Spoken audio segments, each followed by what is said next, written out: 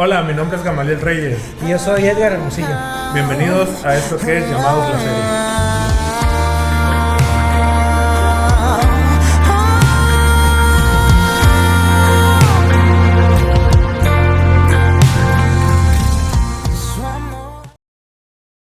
Autor anónimo.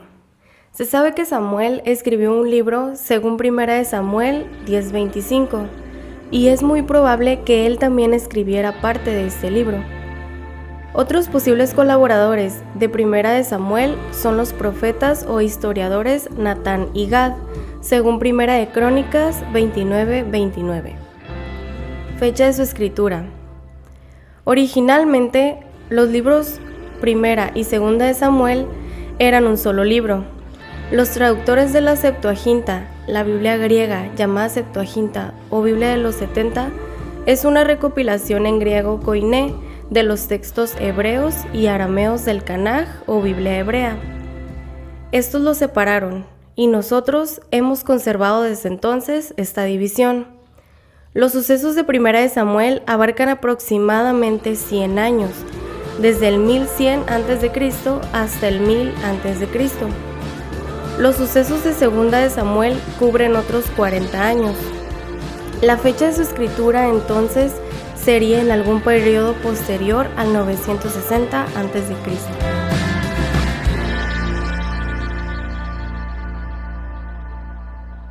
El propósito de la escritura de Samuel es registrar la historia de Israel en la tierra de Canaán, en la transición de ser gobernados de jueces por reyes. Samuel viene siendo el último de los jueces y este es el que unge a los dos primeros reyes, a Saúl y a David. Como veremos a continuación, nos daremos cuenta que Samuel fue una persona muy importante en la historia. Tan así que en algunos pasajes de la Biblia lo sitúan a la altura de grandes hombres de Dios como Moisés y como David. Así es que comenzamos con esta historia. Había un hombre llamado Elcana que vivía en Ramá. Elcana tenía dos esposas, Ana y Penina. Penina tenía hijos, pero Ana no. Cada año Elcana viajaba a la ciudad de Silo a adorar al Señor y ofrecerle sacrificios en el tabernáculo. En ese tiempo los sacerdotes eran los hijos de Elí, Hofni y Finees. Cuando Elcana presentaba su sacrificio, le daba una parte de la carne a Penina y a sus hijos.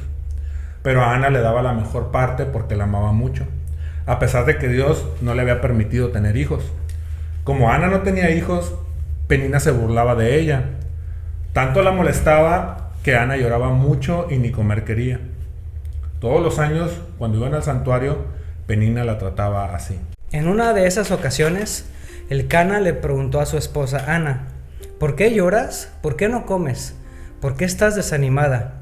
Es mejor para ti tenerme a mí que tener muchos hijos. Ana dejó de comer, se levantó y se fue a orar al santuario. El sacerdote Elí estaba allí, sentado junto a la puerta. Ana estaba muy triste que no podía dejar de llorar. Por eso oró a Dios y le hizo la siguiente promesa: Dios Todopoderoso, soy tu humilde servidora.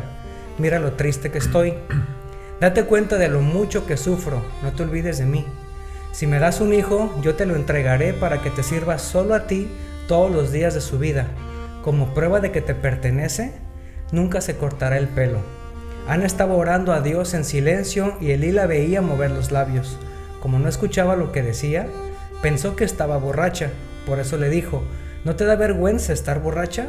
Abandona el vino. Oh no, Señor, respondió ella.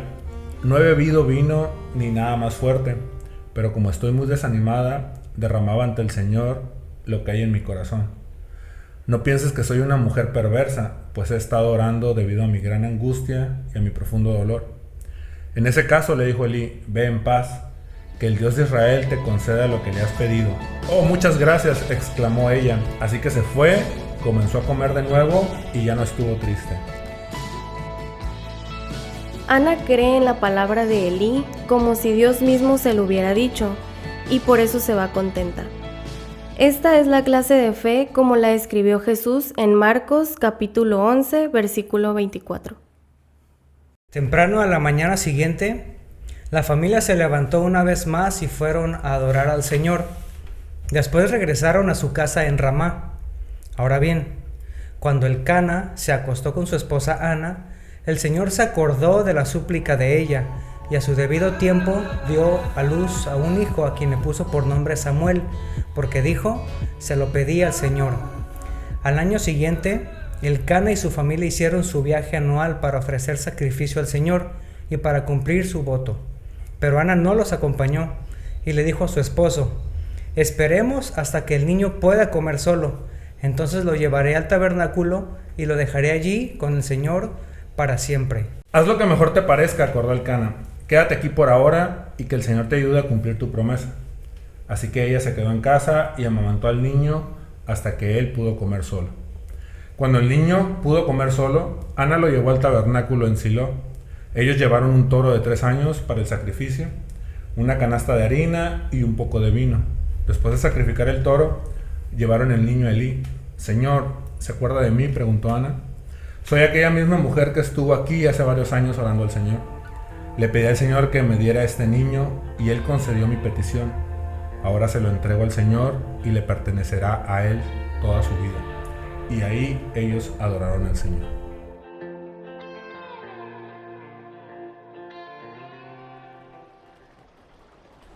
Pues listo, entonces comentarios finales. ¿Qué onda? ¿Qué tienes? Nada, ahorita está bien interesante lo que estamos leyendo en esta primera parte de 1 Samuel. Y me llama la atención este momento donde Dios escoge a una persona determinada para cumplir sus propósitos, ¿no? Dios muy bien pudiera haber hecho las cosas de la manera que Él quisiera, por sí mismo, usando otros medios, pero al final siempre escoge a alguien en específico para cumplir su propósito. Y pues inicialmente vemos a esta persona, Elcana, que aparece aquí en escena, y es bien interesante pensarlo de esa manera, ¿no? Que Dios quiere usar. Entonces te digo, aquí está este hombre, Elcana, que al final, en la narración de 1 Samuel 1, habla que eran de la región de Efraín. Entonces se presume que eran de la tribu de Efraín. Incluso creo que en alguna parte o en alguna versión, alguna traducción de la Biblia, hablan que eran de Efraín. Pero realmente ellos vivían en Efraín. En la zona de Efraín. Pero hay algo interesante ahí, ¿no? Sobre esto, yo ¿no? también lo leí y resulta que ellos, me parece que fue Deuteronomio, si no ahí pusimos el versículo, ¿no? Ellos vivían en Efraín porque fue la repartición de tierras, ¿no? Entonces en esta repartición de tierras, ellos como tribu de Leví, algunos los mandaron y resulta que el Cana, la familia, la descendencia del Cana, le tocó estar ahí. Entonces es por ello que Samuel tenía toda la autoridad y por todas las leyes ofrecer como sacerdocio, ¿no? Dentro del templo con Elí. Entonces pues, no se contradice la Biblia pues en ese sentido, ¿no? Sí, o sea, palabras más, palabras menos, era de la tribu de Leví, ¿no? Y eso le daba la obligación más que el derecho de ser sacerdote o de servir en el templo. Y aquí hay una nota importante. Se menciona esta ciudad Silo. Dice que Elcana y su familia iban a Silo a ofrecer sacrificios al Señor. Cada año. Ajá, entonces Silo por mucho tiempo, por muchos años, fue el centro religioso, del pueblo de Israel. Ahí es donde estaba el tabernáculo, ahí es donde estaba la presencia del Señor. Y ahí es donde servían estos sacerdotes, ¿no? De hijos de Elí. Pero Silo por muchos años fue este centro religioso. Pero resulta que hay algo interesante porque en Jeremías se menciona algo sobre Silo. Y lo quiero leer. Dice parafraseado: no vayan a Silo, miren lo que le pasó a este lugar de privilegio espiritual y gloria cuando se olvidaron de mí, dice el Señor. Lo mismo les pasará a ustedes si no se vuelven hacia mí. Quiere decir que en algún momento Silo quedó desierto, desierto, o sea, esa gloria que tuvo por un tiempo pues dejó de existir porque, dice el Señor, se olvidaron de mí. ¿Qué pasaba ahí con los hijos de Elí? O sea, traían un refuego ahí, ¿no? Y pues obviamente el Señor los condenó y murieron, ¿no?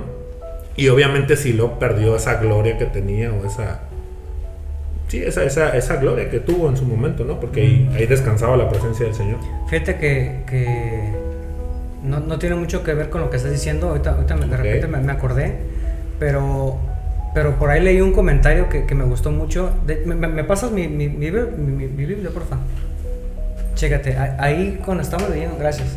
En Primera de Samuel, según yo es como de 27, 28 por ahí, cuando dice que Elí le dijo a ella, a Ana, que se fuera feliz, que porque el Señor la había escuchado, ¿no? Sí. Y hay una referencia que dice que esa es la actitud que tenemos que tener nosotros como hijos de Dios al momento de que estamos pidiendo algo, ¿no? Y quiero leer Marcos 11, 20, lo voy a leer desde el 22, ¿no? Aquí Jesús está hablando y dice: respondiendo Jesús les dijo, tened fe en Dios, porque de cierto os digo que cualquiera que dijere a este monte, quítate y échate en el mar, y no dudara en su corazón, sino creyere que será hecho lo que dice, lo que diga le será hecho. Fíjate, el 24, ese es el punto. Por tanto, os digo que todo lo que pidiereis orando, creed que lo recibiréis y os vendrá. Es decir, Jesús nos enseñaba la manera la actitud que tenemos que tener nosotros al momento de acercarnos a Dios. Y me gusta que hacen referencia a cómo esa actitud que Ana tuvo al momento de pedirle a Dios con tantas ansias, porque recordarás que en aquel entonces una mujer estéril era algo pues incluso hasta mal visto, ¿no? Porque se pensaba que probablemente no podía tener hijos por cuestión de pecados, no podía tener hijos. Y fíjate, también leí un comentario que decía que todas esas mujeres tenían la esperanza de que a través de su vientre naciera el Mesías. Entonces imagínate lo que significaba para una mujer que era estéril, o sea, el shock mental, ¿no? Entonces cuando Elí le dice a ella, Ana, ¿sabes qué? Pues entonces ve en paz, y si tú ya acordaste con Dios algo, le pediste, ve en paz y cree que Él te escuchó y cree que lo vas a recibir, ¿no? Claro. Eso se me hace bien, bien chido. Sí, y algo que también está chido respecto a eso es de que Ana, aquí la narración viene diciendo que ella tenía mucha amargura, estaba muy triste. Y lo interesante de la actitud o lo que Ana hizo fue, o sea, tengo mucha tristeza, estoy muy agüitada, pero sé a quién recurrir, ¿no? Dice que va a la presencia del Señor y se desahoga ahí y le entrega esa carga, le entrega esa amargura al Señor, y creo que es la actitud correcta, ¿no? Muchas veces estamos amargados o estamos tristes o lo que sea, estamos pasando situaciones y a veces al último que recurrimos es a Dios, ¿no? Muchas veces recurrimos a amigos, a otras cosas, pero creo que la actitud de Ana fue la correcta, ¿no? Ir a Dios y entregar, ¿no? Entregarle a Él todo lo que traía, y al final vemos en la historia que el Señor le escuchó, ¿sí? Y fue contestada su petición, ¿no? Ahora, como reflexión final, ¿qué onda? ¿Con qué te quedas? Yo sé que hay muchas cosas, ¿no? Pero así, algo que tú puedas escoger y que digas, yo me quedo con esto como enseñanza que Dios te haya hablado de esta primera de Samuel 1. Sí, pues es justo esto que te platico, ¿no? De que cómo ella va y entrega su carga al Señor. Me gusta esta parte también de que Dios al final usa a gente común, ¿no? A gente que probablemente nadie pudiera dar algo por ellos. Dios pone su mirada en hombres y mujeres específicos y los usa con un propósito, ¿no? Y eso también me gusta mucho, porque al final vas viendo el desarrollo de la historia y vas viendo que Samuel llega a ser alguien muy prominente, ¿no? En el reino de Dios. Entonces te das cuenta cómo Dios usa los medios, cómo Dios usa, en este caso, esta desesperación de Ana, porque al final creo que fue desesperante para ella el sentirse en esta condición de no poder tener hijos, y cómo esa lo forza, ¿no? A ir a Dios, y Dios cumple su propósito al final, ¿no? No, pero pues lo que traiga yo. Te lo tuve. No, sí, o sea, es eso, justamente. Yo también me quedo con esa reflexión final, o sea, es eso, justamente, bla, bla, bla, bla, bla. No, sí, uno no sabe lo que Dios está haciendo en nuestras vidas. La verdad es que a veces, uno piensa que Dios no está trabajando en nosotros, uno piensa que estamos pasando por situaciones como Ana, súper difíciles, súper complicadas, y de momento nos cegamos, o sea, nuestra mente y nuestros ojos son muy temporales, o sea, tenemos esa tendencia siempre a verlo todo de manera temporal, pues. Entonces Dios Dios no sabes tú lo que está haciendo contigo, lo que está haciendo conmigo, lo que está haciendo ahorita en este momento que estamos transmitiendo, ¿no? Que Dios es un sabio y Él sabe los planes para nosotros, ¿no? Entonces me quedo con eso, Dios sabe lo que Él tiene para nosotros y nosotros nos toca nada más obedecer, así de sencillo, ¿no? Sin duda, pues con esto nos vamos, hermano. Vale, listo. Síguenos para que no te pierdas el siguiente capítulo de Llamados la serie. Hasta la próxima. Y contemplo la cruz.